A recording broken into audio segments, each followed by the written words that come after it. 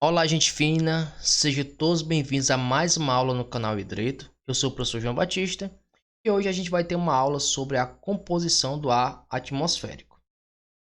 Basicamente, o nosso ar atmosférico, como a gente consegue perceber, ele é incolor, mas mesmo ele sendo incolor, a gente consegue perceber que ele é constituído por matéria, né? Por material.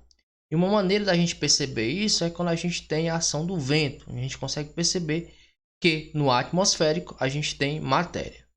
Basicamente, nosso ar atmosférico ele é composto por gás nitrogênio, que seria o gás que está em maior quantidade, e na sequência também a gente teria o gás oxigênio, que seria o segundo gás que está em maior quantidade na composição do gás, né, atmosférico, né, do ar atmosférico. Só que o nosso ar, além desses dois gases, a gente tem também, por exemplo, gás metano, gás carbônico, vapor de água, gás argônio. Então, a gente tem outros gases que vão fazer parte do ar atmosférico. Só que quem são os dois principais em relação à quantidade? Gás nitrogênio e gás oxigênio. Se a gente fosse fazer uma comparação, né? Se a gente pegasse, por exemplo, um total de 100 garrafas contendo ar e pudesse separar, né, gás por gás, dessas 100 garrafas, um total de 78 garrafas seria de gás nitrogênio. 21 garrafas seria de gás oxigênio. E uma garrafa que sobrou, né, do total de 100 garrafas, seria justamente a mistura dos demais gases, né? Como por exemplo, aqui a gente vai citar o gás carbônico. O gás oxigênio, né, ele foi, vamos dizer assim, descoberto por Lavoisier em 1743 e 1794. Na verdade, tem uma discussão se foi realmente Lavoisier que descobriu, né? Mas aí é conteúdo para outro vídeo. Mas basicamente, Lavoisier, né, conseguiu em seu laboratório separar o gás oxigênio do restante do ar. E uma coisa que ele percebeu bem interessante é que o processo de combustão, ou seja, a queima dos materiais, há a necessidade da presença do gás oxigênio. Como foi que chegou a essa conclusão? Experimentando, né? Colocou vários gases dentro de recipientes e percebeu que aonde acontecia combustão? Quando colocava gás oxigênio. Colocando outros gases, não ocorria a combustão, ou seja, não acontecia a queima de um material. E ele percebeu que uma vez, né, você tem o oxigênio presente, o combustível, né, vai entrar em combustão, como a gente consegue perceber aqui nesse segundo situação aqui, nesse segundo frasco. A gente tem aqui a vela acesa e perceba que até o presente momento a gente vai ter o oxigênio confinado dentro desse recipiente. Só que com o tempo essa vela vai apagar, né? Essa vela vai acabar. Vai apagar por quê? Justamente porque o oxigênio que estava lá dentro confinado, ele foi consumido. Então, quando todo o oxigênio ele é consumido, a vela, né, a chama da vela irá apagar. Caso se a gente tivesse uma fonte de alimentação aqui direto, ó, vamos dizer aqui que a gente tivesse aqui um tubo que levasse oxigênio aqui direto, aqui para dentro aqui do recipiente, a vela continuaria queimando até ela se acabar. Mas no caso, como isso não existe, aqui a gente tem um recipiente, esse recipiente ele está totalmente fechado. Uma vez que o oxigênio for consumido, a chama da vela vai apagar.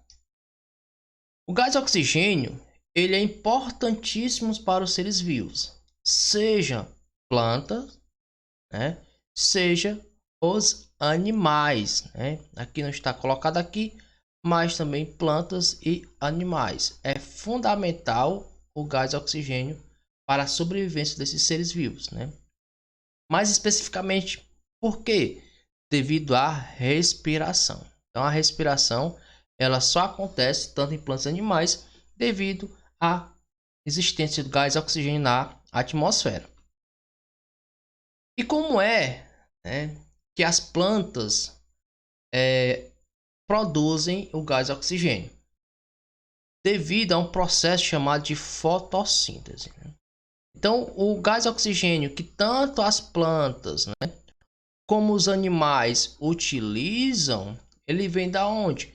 De um processo chamado de fotossíntese, né? Que de quebra nesse processo é produzir gás oxigênio. Então a planta ela vai se utilizar de luz solar, água e gás carbônico para realizar o processo chamado de fotossíntese. Da fotossíntese é produzido quem? Justamente o gás oxigênio, né?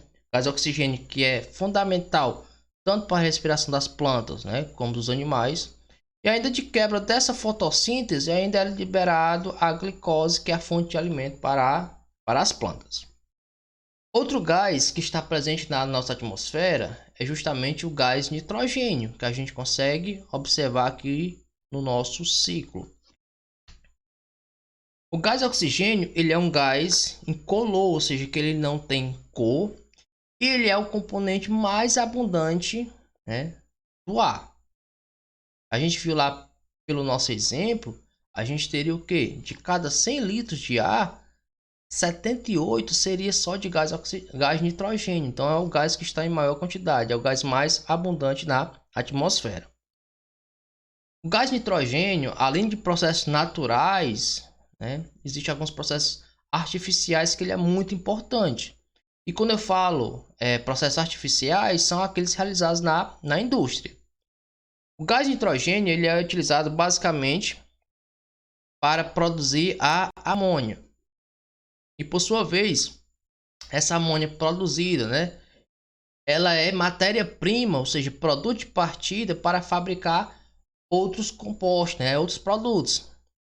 Um exemplo é o índigo, que é justamente o corante de cor azul utilizado, né, na coloração, por exemplo, dos jeans, na fabricação de espumas, né, para colchões e travesseiros.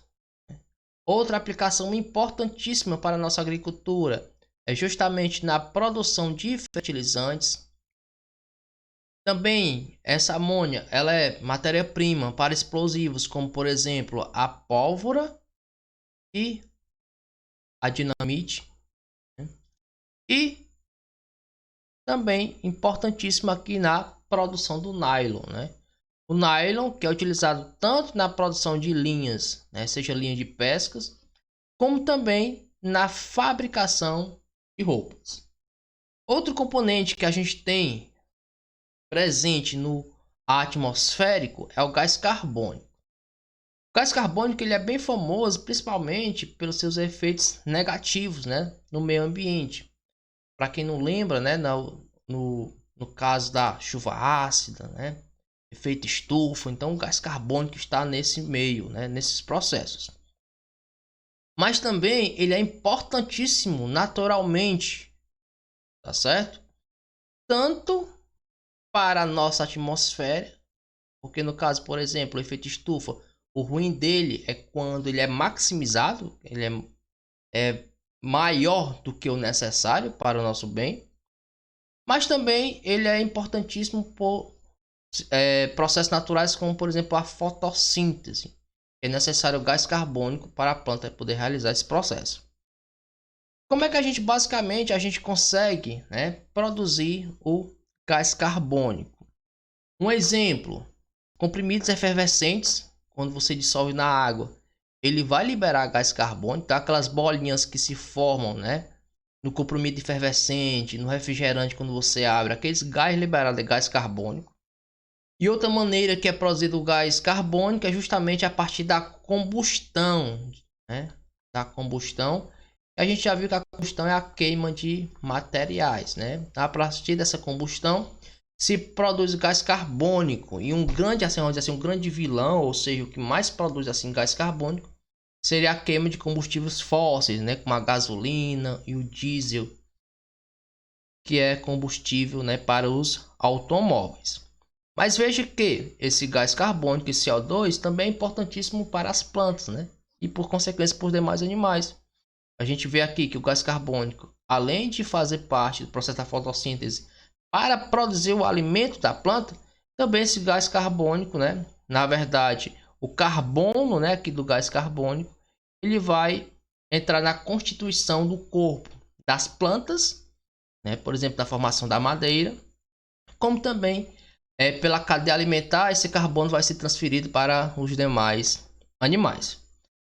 Gente fina, basicamente esses são os principais gases, né? Gases componentes do ar atmosférico. Lembrando que isso aqui é uma aula para a turma de 7º ano. Se você gostou do conteúdo, deixa teu like, comenta, compartilha e ajuda o canal Hidreto a divulgar o seu material para muito mais pessoas. Um forte abraço e até a nossa próxima aula.